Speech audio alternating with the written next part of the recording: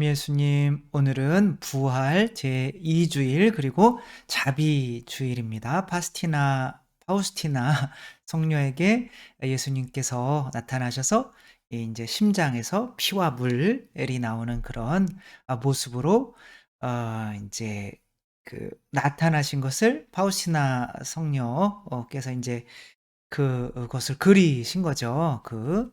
그림이 바로 이런 모습으로 나타나셨던 건데, 그래서 오늘 요한 바울 2 세에 맞으실 거예요. 아마 그분께서 자비주일로 부활 2주일을 이렇게 정하신 거죠. 왜냐하면은 토마스 사도에게도 이렇게 옆구리를 이제 찔러 봐라. 믿지 못하는 토마스에게 또 그러면서 예수님께서 성령을 받아라. 누구의 죄든지 너희가 용서하면 용서받을 것이고 용서하지 않으면 용서받지 못한 채로 남아 있을 것이다. 이렇게 내가 너희에게 옆구리가 찔리면서 피와 물을 이렇게 주며 너희의 죄를 용서한 것처럼 너희들도 세상에서 이제 용서해야 된다라고 하는 거죠. 그런 자비, 용서죠, 그렇죠? 오늘 자비주일, 또 예수님의 부활과 이 자비와 용서가 어떠한 또 관계가 있는지 또 오늘 복음 말씀을 함께 읽어보며 묵상해 보도록 하겠습니다. 요한이 전한 거룩한 복음입니다. 그날 곧 주간 첫날 저녁이 되자 제자들은 유다인들이 두려워 문을 모두 잠가놓고 있었다. 그런데 예수님께서 오셔 가운데 서시며 평화가 너희와 함께 하고 그들에게 말씀하셨다. 이렇게 말씀하시고 나서 당신의 두 손과 옆구리를 그들에게 보여주셨다. 제자들은 주님을 뵙고 기뻐하였다. 예수님께서 다시 그들에게 이르셨다. 평화가 너희와 함께 아버지께서 나를 보내신 것처럼 나도 너희를 보낸다. 이렇게 이르시고 나서 그들에게 숨을 불어넣으시며 말씀하셨다. 성령을 받아라. 너희가 누구의 죄든지 용서해 주면 그가 용서를 받을 것이고 그대로 두면 그대로 남아 있을 것이다. 12 제자 가운데 하나로서 쌍둥이라고 불리는 토마스는 예수님께서 오셨을 때 그들과 함께 있지 않았다. 그래서 다른 제자들이 그에게 우리는 주님을 배웠소 하고 말하였다. 그러나 토마스는 그들에게 나는 그분의 손에 있는 못자국을 직접 보고 그 못자국에 내 손가락을 넣어보고 또 그분 옆구리에 내 손을 넣어보지 않고는 결코 믿지 못하겠소 하고 말하였다. 여들의 뒤에 제자들이 다시 집 안에 모여 있었는데 토마스도 그들과 함께 있었다. 문이 다 잠겨 있었는데도 예수님께서 오시어 가운데 서시며 평화가 너희와 함께 하고 말씀하셨다. 그러고 나서 토마스에게 이르셨다. 내 손가락을 여기 대보고 내 손을 보아라. 내 손을 뻗어 내 옆구리에 넣어 보아라. 그리고 의심을 버리고 믿어라. 토마스가 예수님께 대답하였다. 저의 주님, 저의 하느님. 그러자 예수님께서 토마스에게 말씀하셨다. 너는 나를 보고서야 믿느냐? 보지 않고도 믿는 사람은 행복하다. 예수님께서는 이 책에 기록되지 않은 다른 많은 표징도 제자들 앞에서 일으키셨다. 이것들을 기록한 목적은 예수님께서 메시아이시며 하느님의 아드님이심을 여러분이 믿고 또 그렇게 믿어서 그분의 이름으로 생명을 얻게 하려는 것이다. 주님의 말씀입니다. 그리스도님 찬미합니다. 예수님께서 부활하셔서 제자들에게 이제 첫 번째, 두 번째 나타나시는 장면인 거죠. 첫 번째는 토마스 사도가 없었죠, 그렇죠? 혼자만 어디가 있었을까요? 근데 두 번째 이제 여들의 뒤에 토마스 사도는 뭐 할 줄 알았던 분이냐면 자기는 못 봤지만 그래도 예수님을 봤다고 하는 교회 안에 머물 줄 아는 사람이었던 거죠. 그래서 교회 안에 힘들지만 나는 예수님을 봤어요. 나는 예수님 알아요. 이런 사람들 틈에 있으면 굉장히 기분 상하고 자기들만 잘났네. 뭐 난 여기 있을 자격이 없나 봐라고 하면서 뛰쳐나갈 수 있는데 그래도 예수님을 증언하는 교회 안에 머물고 있으면 예수님께서는 그 머무는 사람에게 당신을 보여주시고 믿음을 갖게 해주시죠. 그쵸? 그래서 뭐 바로 나타났으면 좋은데 뭐 여드레씩이나 기다린 다음에 토마스가 머물 줄 아는구나 보고 나타나셔서 한번 네가 찔러봐. 이렇게 뭐 내가 찔러보고 했는데 갑자기 확 나타나면 깜짝 놀라잖아요. 그쵸? 근데 기다렸다가 그러니까 이것은 토마스가 교회 안에 머물 줄 아나 모르나 한번 보신 거죠. 그리고 예수님께서 이 손과 발을 보여주시면서 죄를 용서하는 권한 곧 성령을 주시는 것은, 성령이라고 하는 것은 예수님께서 피를 흘리시지 않으면, 죽지 않으면 우리에게 오실 수가 없는 분인 거죠. 그래서 성령 강림이라고 한다면 예수님께서 우리를 위해서 계속 죽으시고 계시는구나, 그 값으로 성령의 선물이 오시는구나, 이렇게 생각해야지, 용서가 저절로 그냥 공짜로 이루어진다고 생각하면 천만의 말씀 만만의 콩떡인 거죠. 그쵸? 그래서 우리가 보속을, 고해성사할 때 보속을 한 번도 안 했어요. 그러면 내가 죄가 용서받은 건가요? 용서받지 못한 건가요? 보석을 한 번도 안 했으면 용서받지 못한 거라고 대답하시는 분은 그리스도 신자가 아니세요. 그래서 이제 왜냐하면 우리의 죄는 우리가 보속하는 거로 용서받는 것이 아니라 예수님의 피값으로 용서받는 거죠. 근데 내가 예수님의 피값으로 용서받는다면 너무 부담스러워서 다음에 죄를 못 지니까 우리는 그냥 내가 보속하는 거로 이렇게 용서받는 거야 라고 생각을 하죠. 그래서 내 죄에 대해서 예수님께서 십자가에 못 박혀 돌아가셔야 되는 그 고통을 우리들은 잘 생각을 안 하려고 해요. 왜 그러냐면 그걸 생각하면 우리가 변하니까, 바뀌니까, 죄를 못 지니까. 이제 그런 거죠. 따라서 예수님을 만난다는 것은 예수님께서 내 죄를 위해서 죽으셨다는 것을 만나는 거예요. 그리고 그렇게 나를 위해서 고통을 받으시고 죽으셨기 때문에 나도 용서하는 거죠. 따라서 저는 교회가 바로 예수님께서 세우셨다는 것을 믿는 것 중에, 가장 크게 믿는 것 중에, 부활을 가장 크게 믿는 것 중에 하나가 바로 가톨릭 교회 내에서 죄를 용서하는 권한이 행사되고 있다는 거죠. 죄를 용서하는 권한은 하느님밖에 없죠. 그쵸? 근데 예수님도 하느님과 같다, 그리고 내 죄는 용서받았다라고 말을 했기 때문에 이 유다인들이 예수님을 막 죽이려고 했잖아요. 따라서 이제 예수님도, 기적을 많이 하시는 예수님도 죄를 용서하는 것 때문에, 그것이 하느님과 같아지려는 모습인 것 때문에 죽으셨다면, 이때 사람들이 무서워서 문을 걷어 잠그고 있었던 이 사도들이 우리들도 죄를 용서할 수 있어 라고 뛰쳐나갈 수 있었다는 것은, 이 부활하신 예수님을 만나지 못했으면 그런 힘과 용기는 나올 수가 없는 거죠. 물론 예수님께서 용서해줘라 라고 해도 이제 계속 문을 걸어 잠그고 있었죠. 근데 성령 강림, 진짜 성령께서 내려오셨을 때는 박차고 나가서 예수님을 증언하고, 또 죄를 용서하는 세례와 견진과 성체, 또 칠성사, 또 고해성사, 이런 모든 것들을 행하며 죄를 세상에서 나도 예수님처럼 똑같이 없앨 수 있어 라고 하는 이 용기, 그리고 그것이 2000년 동안 이어져 왔다는 것은 바로 가톨릭 교회 안에 부활하신 예수님을 증언하는 그 믿음이 아직도 앞으로도 있어야 되지만 계속 있기 때문에 이제 그런 거죠. 그런데 요게 비단 개인만이 아니라, 그래서 우리 그래도 용서의 정말 대부라고 불리시는 고정원 씨가 계시잖아요. 그쵸? 지금 이렇게 눈물을 흘리시고 계신 이쪽 분이 이제 이쪽 분이 유영철의 이제 아버님 되시고, 이분이 이제 고정원 씨죠. 근데 이제 자기의 부인과 어머니와 4대 독자 아들을 죽인 아들을 낳은 아버지예요. 근데 이분이 뭐라고 말씀하시냐면 얼마나 이런 아들을 둬서 가슴이 아프십니까? 이렇게 얘기를 해요.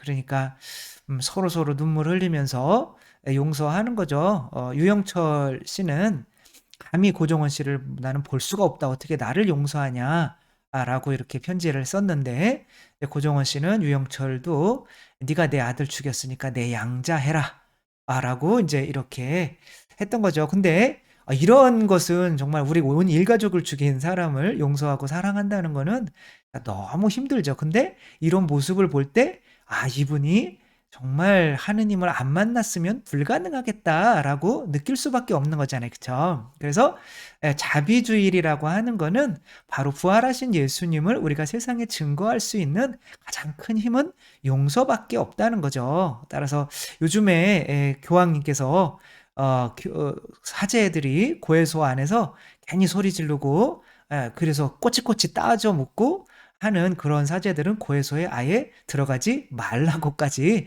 이렇게 말씀을 하시죠. 그러니까 우리 교회는 진짜 자비를 보여줘야 되는 거고, 그 자비가 바로 부활하신 예수님을 만나지 않았으면 우리에게 나올 수가 없는 거다라고 하는 거죠. 근데 이런 용서는 또 너무 큰 것 같고, 그래서 일상에서 정말 용서하는 좋은 예가 없나 보다가 이제 개신교에서 한 분이 집사님이 이런 직장에서 이런 용서를 하셨더라고요.